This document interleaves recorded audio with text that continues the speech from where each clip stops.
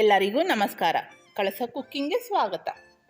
ಈ ದಿನ ನಾವು ತುಂಬ ರುಚಿಯಾಗಿ ತುಂಬ ಪೌಷ್ಟಿಕವಾಗಿ ನುಗ್ಗೆ ಸೊಪ್ಪನ್ನು ಹಾಕಿ ಎಗ್ ಕರಿ ಮಾಡೋದು ಹೇಗೆ ಅಂತ ನೋಡೋಣ. ಈ ನುಗ್ಗೆ ಸೊಪ್ಪಿಂದ ನಮ್ಮ ದೇಹಕ್ಕೆ ಬೇಕಾದಂಥ ತುಂಬ ನ್ಯೂಟ್ರಿಯನ್ಸು ಇದರಲ್ಲಿರುತ್ತೆ. ನೀವು ಒಂದ್ಸಲ ಈ ರೀತಿ ಟ್ರೈ ಮಾಡಿ ನೋಡಿ, ಎಷ್ಟು ಕ್ಲೀನಾಗಿ ಚೆನ್ನಾಗಿರುತ್ತೆ ಅಂತ. ಮಾಡಿದ್ಮೇಲೆ ನಿಮಗೆ ಗೊತ್ತಾಗುತ್ತೆ. ಈಗ ಮೊದಲು ಒಂದು ಬಾಣಲಿ ಇಟ್ಟು 1 ಟೇಬಲ್ ಸ್ಪೂನ್ ಎಣ್ಣೆ, ಸ್ವಲ್ಪ ಜೀರಿಗೆ, 2 ದೊಡ್ಡದಾದ ಈರುಳ್ಳಿ ಉದ್ದುದ್ದು ಕಟ್ ಮಾಡ್ಕೊಂಡು ಹಾಕಿ, ಇದನ್ನು ನಾವೇನು ತುಂಬ ಫ್ರೈ ಮಾಡಬೇಕಾಗಿಲ್ಲ, ಸ್ವಲ್ಪ ಟ್ರಾನ್ಸ್ಪರೆಂಟ್ ಆದರೆ ಸಾಕಾಗುತ್ತೆ. ಸ್ವಲ್ಪ ಕರಿಬೇವು, ಉಪ್ಪು, ಸ್ವಲ್ಪ ಅರಿಶಿನ ಪುಡಿ ನೋಡಿ. ಈ ರೀತಿ ಸ್ವಲ್ಪ ಟ್ರಾನ್ಸ್ಪರೆಂಟಾಗಿ ಟರ್ನ್ ಆದಾಗ ನಾವು ಇವಾಗ ಇದಕ್ಕೆ ಕ್ಲೀನಾಗಿ ಬಿಡಿಸಿ ತೊಳೆದು ಇಟ್ಕೊಂಡಿರುವಂಥ ನುಗ್ಗೆ ಸೊಪ್ಪನ್ನು ಹಾಕಿ, ಇದರಲ್ಲಿ ನೀವು ಆದಷ್ಟು ಎಳೆ ನುಗ್ಗೆ ಸೊಪ್ಪನ್ನು ತೊಗೊಂಡ್ರೆ, ಚಿಗುರು ಥರ ಇರುತ್ತಲ್ಲ ಅದನ್ನು ತೊಗೊಂಡ್ರೆ ತುಂಬ ಚೆನ್ನಾಗಿರುತ್ತೆ.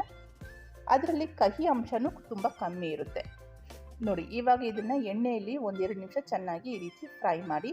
ಇವಾಗ ಯಾವುದೇ ಥರ ನೀರು ಹಾಕಬೇಡಿ. ಈ ರೀತಿ ಚೆನ್ನಾಗಿ ಫ್ರೈ ಆದಮೇಲೆ ಪ್ಲೇಟ್ ಮುಚ್ಚಿ 5-6 ನಿಮಿಷ ಮೀಡಿಯಮ್ ಫ್ಲೇಮಲ್ಲಿ ಸ್ಟೀಮ್ ಆಗೋಕ್ಕೆ ಬಿಡಿ ನೋಡಿ. ಇವಾಗ ಇದನ್ನು ಫುಲ್ ಚೆನ್ನಾಗಿ ಅಲ್ಲ ಸಾಫ್ಟಾಗಿ ಬೆಂದೋಗಿದೆ. ಹಂಗಂತೇಳಿ ಇದು ತುಂಬ ಮೆತ್ತಗೂ ಬೇಯಿಸಬಾರ್ದು, ಇಷ್ಟಾದರೆ ಸಾಕಾಗುತ್ತೆ.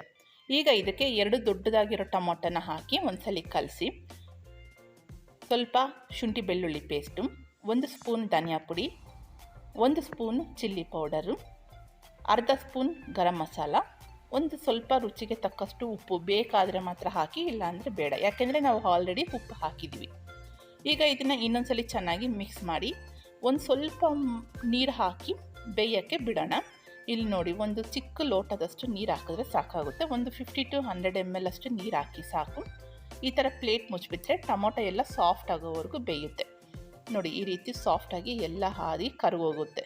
ಈ ಟೈಮಲ್ಲಿ ನಾವು ಸಿಮ್ ಮಾಡಿಕೊಂಡು ನಮಗೆ ಎಷ್ಟು ಬೇಕೋ ಅಷ್ಟು ಮೊಟ್ಟೆನ ಒಡೆದು ಹಾಕಿ. ಇಲ್ಲಿ ನೀವು ಮೊಟ್ಟೆನ ಈ ರೀತಿ ಡೈರೆಕ್ಟಾಗಿ ದೊಡ್ಡದಾಗಿ ಇಟ್ಕೊಳ್ಳೋ ಥರನೂ ಮಾಡ್ಬೋದು, ಇಲ್ಲ ಅಂದರೆ ಕಲಿಸ್ಬಿಟ್ಟು ಪಲ್ಯ ಥರನೂ ಮಾಡ್ಬೋದು.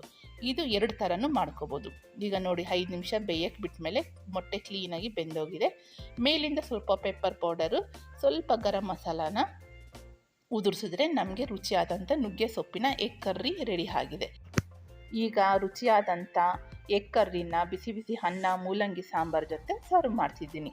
ನೀವು ಒಂದ್ಸಲಿ ಮನೆಯಲ್ಲಿ ಈ ರೀತಿ ಟ್ರೈ ಮಾಡಿ ಹೇಗಿದೆ ಅಂತ ಹೇಳಿ. ನಿಮಗೆ ಈ ವಿಡಿಯೋ ಇಷ್ಟ ಆಗಿದ್ರೆ ಲೈಕ್ ಮಾಡಿ, ಶೇರ್ ಮಾಡಿ, ಸಬ್ಸ್ಕ್ರೈಬ್ ಮಾಡಿ.